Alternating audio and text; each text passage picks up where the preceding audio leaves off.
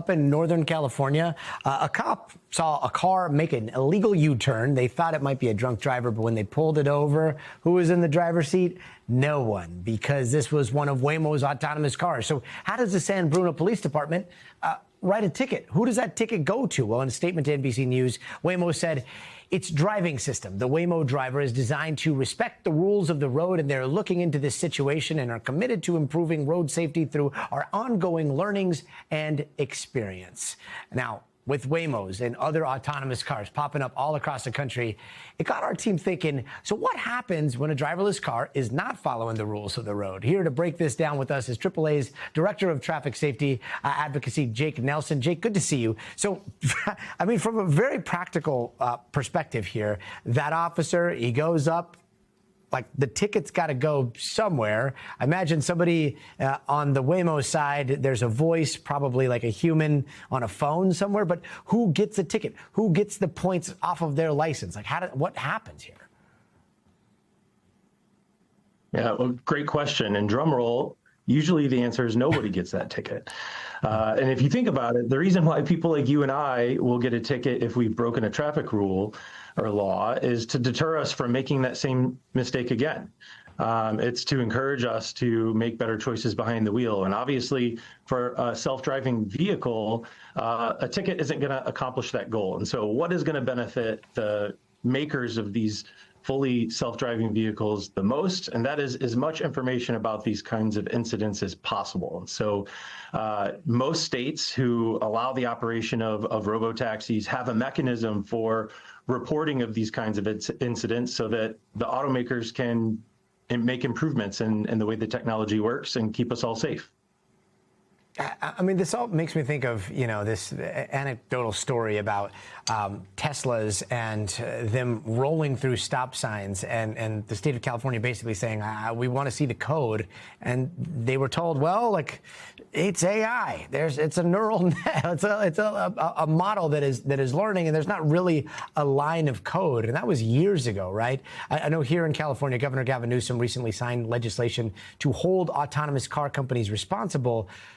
But if all of a sudden, like a lot of these cars are operating autonomously with a black box of how they make those decisions attached, like how do you legislate something like that?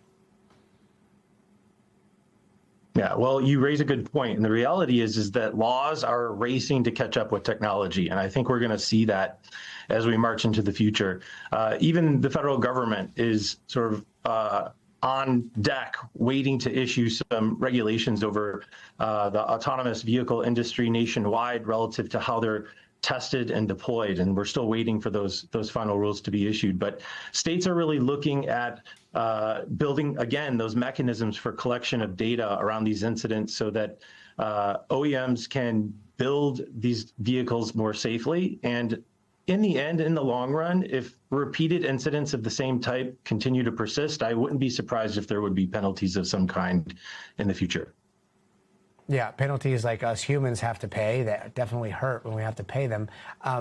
Meanwhile, real fast, if you could just give us a quick piece of advice. If you get hit by one of these or you have an incident with a self-driving car, like what should you do? Well, keep in mind that robo-taxis are programmed to pull over to a safe spot and to put on their flashers, their hazards. And if the crash is severe enough, even call 911. The way that we as drivers of vehicles, if we find ourselves involved in a crash involving a robo-taxi, we should treat it no differently than we would any other vehicle driven by a human. Police will be summoned. They'll show up to the scene. All the information, registration, insurance, all of that will be provided by in the dash of the robo-taxi, and our experiences, everyday motorists, will be no different fundamentally. And one last point, let's keep in mind here that while 6 in 10 Americans report, even on AAA's own survey, that they're fearful to drive in a robo-taxi or to be an occupant in a robo-taxi, that they are relatively safe. In fact, between 50 and 80% fewer incidents as compared to vehicles driven by humans like you and I. And so while it can be scary and it can seem sort of outside of the norm, they are statistically safer on the roadway. And the best thing that we can do and that lawmakers can do is to get these companies as much information about these incidents as possible so that they can be programmed to not repeat those mistakes. Yeah, and full disclosure, anytime I have a choice of whether I'm driving or whether an autonomous car is going to drive me somewhere, I always go for the autonomous car. So, yeah, Jake Nelson, thank you so much for joining us tonight. We thank you for watching. And remember, stay updated on breaking news and top stories on the NBC News app or watch live on our YouTube channel.